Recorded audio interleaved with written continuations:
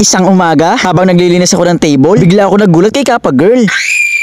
Ano ba yan? Kapag nagulat naman ako sa'yo, ba't kinasigaw na ba yan? Kasi dito sa tignan mo, lumabas na yung sticker set ng pinakamatagal kong pag-hinihintay. Ito po siya, tignan mo, ang ganda, ang dami. Ayan, mga sticker to, tapos yan, gagawa kong ganyan. Marami akong magagawa dyan. Isa Dugs, please, ibili mo ako nito, magbili mo ako nito. Kamukha mo sa Daniel Padilla. Ito pala hinihintay mo matagal na sticker set.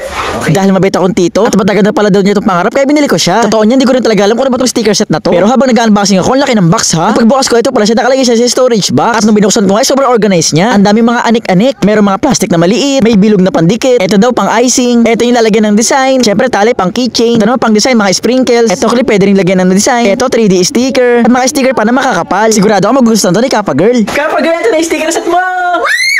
Ito na yung sticker set ko!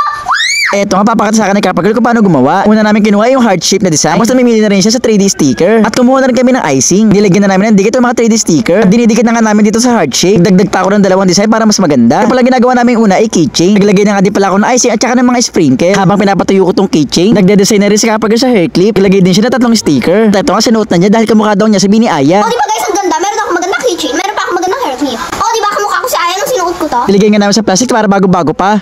Okay, Tito Dugs, kukunin ko na to. Pupunta ako sa bayan ng classmate ko. Gagawa kami ng maraming keychain at maraming hair clip. Bye!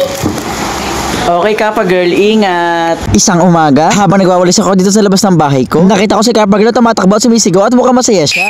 O Kappa Girl, nakauwi ka na pala. Ba't kinasigaw? Saya-saya mo. Sa Tito Dugs, meron po kami field trip kaya lang. Kaya lang ano, bigla ka naman naging malungkot. Wala. Kasi boy, naantok ako sa bus at wala akong unan tsaka maliwanag. Kaya di ako nakakatulog. Pero Tito Dugs, pag binili mo ako nito, makakatulog na ako sa bus. Ano ba to? Stop toys? Hindi po yung stop toys. Ganito po yan, no?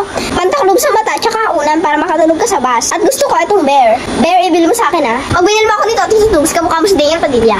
Sige na nga, para makatulog ka sa bus at di ka mapagod. Dahil mabait akong tito, at ayaw ko namang hindi mag-adjust si Kappa Girl sa field trip nila, kaya binili ko siya nito. Sa buong buhay ko, parang ko lang di makakakita nito. Eh, ito ako curious ako habang nag-unboxing. Tapos pagbukas ko, sobrang cute na bear. Tinanggal ko na nga siya sa plastic at sobrang cute niya. Meron pala siyang zipper at nabubuksan natin para maging pantaklog sa mata at maging unan siya. Ito, stop toy siya sa unang tingin. Pero pantaklog sa mata at unan pala siya. Grabe, ang galing, wala nga ako makita. Tapos yung pinakamukha ng bear, yun naman yung una. Grabe, sobrang cute. Sigurado ako matutuwa dito si Kappa Girl. Oh, Kappa Girl, ito yung una yung pinapabili mo para makatulog ka sa bus. Ang ganda ng unan ko! Ang cute nga, bear pa! Lambot-lambot! Para mapili namin ng upuan sa bus, kumuha na ako ng upuan na may sandalan. At ito nga ang naramdaman ni Kappa Girl. Ang ganda! Parang nasa bus na talaga ako. Feeling ko makakatulog na talaga ako. Kahit matigas ang upuan ko, malambot naman ang unan ko. Makakatulog na ako sa bus. Eto nga, ang bilis lang at nakatulog na agad si Kappa Girl. Ginigising ko nga si Kappa Girl. Totoo, mukhang napasarap ang tulog niya. Napahimbing ang tulog niya eh. Nakatulog talaga ako, diba? Ang galing talaga nito, nakatulog talaga ako. Okay, dito, subangon na ako. Papapasok na ako sa school, papakita ko sa mga classmate ko. Okay, Kappa Girl, ingat.